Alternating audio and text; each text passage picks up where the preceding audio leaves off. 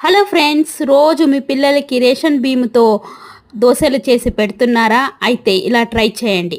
Half glass సజ్జలు, half glass జొన్నలు, కొంచెం మినపప్పు, కొంచెం రైస్, కొంచెం పెసళ్ళు, కొంచెం పల్లీలు, కొంచెం రాగులు, కొంచెం రైస్ తీసుకొని బాగా వాష్ చేసుకొని నానబెట్టుకోండి. ఒక 8 అవర్స్ నానాక అవి బాగా మిక్సీ పట్టుకోండి.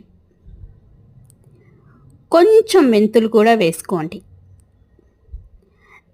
మిక్సీ పట్టుకున్నాక నైట్ అంతా అలాగే ఉంచేయండి. నార్మల్ మన దోశ పిండి ఎలా చేసుకుంటామో అలాగే. ఎర్లీ మార్నింగ్ చూస్తే చూడండి ఎలా పొంగిందో. రాగులు వేసాం కాబట్టి రెడ్గా ఉంది. కొంచెం సాల్ట్ వేసుకొని మనకు సరిపడినంత వాటర్ వేసుకొని బాగా కలుపుకోవాలి. దోశ ప్యాన్ తీసుకొని మంట పెట్టుకొని ఆనియన్ వేసి బాగా రుద్దుకోవాలి. నార్మల్గా మనం దోశ ఎలా పోసుకుంటామో అలాగే పోసుకోవాలి. లైట్గా ఆయిల్ వేసుకొని తిప్పుకోవాలి. ఇది చాలా హెల్దీ దోశ.